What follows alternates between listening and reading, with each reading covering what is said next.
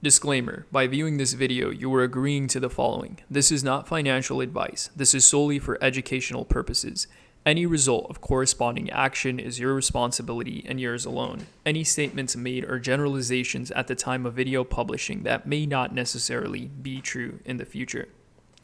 In the last video, we talked about how important it is to save for retirement early, and hopefully that is something you are considering doing to ensure your financial success. However, it may have left you wondering how this might be achievable. You might have been left thinking, what do I do? This video is the answer to that question. Now, before we get started, we have to straighten out a few things. Many financial experts cannot make you as much money as you can handling it on your own because they frequently don't beat the market, and with their enormous fees, a significant portion of your gains will be lost. They fail to beat the market 75% of the time. The alternative is throwing your money at a low-cost S&P 500 index fund and making more money. Of course, there are exceptions like Warren Buffett. However, even he bet more than $500,000 that a low-cost S&P 500 index fund would outperform hedge funds, and he was right. The link to the article is in the description below. If you think investing is about picking one stock and buying a few $1,000s worth, that's just wrong. There are professionals that spend 50 to 60 hours at their jobs every week buying and selling stock, and they fail to beat the market 75% of the time. If they can't do it correctly a majority of the time, what makes you think that the average person can do it with just a few hours of research every day?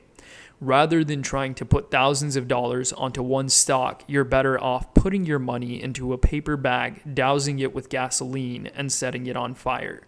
I've saved you the daily stress of watching Bloomberg and all of the emotional swings that come with the market going up and down and in circles. What is more important than picking your stocks and funds is actually your asset allocation. It means something like using the Swensen model of asset allocation, where you put 30% of your money into domestic equities, which are U.S. stock funds, including small, mid, and large cap stocks. 15% into developed world international equities. These are funds from countries like the UK, Germany, and France. 5% into emerging market equities, funds from countries like China, India, and Brazil, and 20% into real estate funds, 15% into government bonds, and 15% into treasury inflation protected securities. However, if you're a busy person who doesn't want to do this and worry about rebalancing your portfolio every year, and you want a solution that will be A, easy, B, make you money, and C, that you can self-manage by checking on it a few times a year for a few minutes, then maybe you should consider life cycle funds. Additionally, you can set your bank to automatically invest into one of these funds so you don't even have to worry about transferring the money from your bank to retirement accounts on a regular basis. You can sit at home, drink beer, and watch basketball and get richer while the clueless will be burning their money and getting worked up over the daily swings of the market. If you're making less than $122,000 a year and you're filing as a single, one way you can do this in a tax-advantaged manner is by opening up a Roth IRA and investing in a life cycle or target date fund.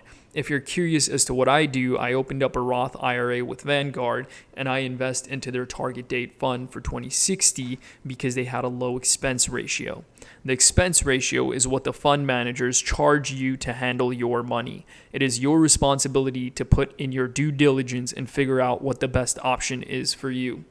Now, this is a pretty important point, so listen carefully. Generally speaking, investing into a Roth IRA should be something you consider after you take your 401k employer match. Again, generally speaking, your employer will match your contributions, which means they are throwing free money at you, but only if you invest as well. You are to take this money and invest it and then consider a Roth IRA. Even if you're an intern pharmacist and you're not making a lot of money, it doesn't hurt to get started early and invest the initial amount and put in money on a regular basis. Even if it is only $10 monthly, you can readjust that amount after you graduate. The hard part is getting over the initial hump of setting up the account, which really isn't that hard in the first place. That's all for today. I hope you found this video useful, and if you liked it, hit that subscribe button to get hit up when the next video drops.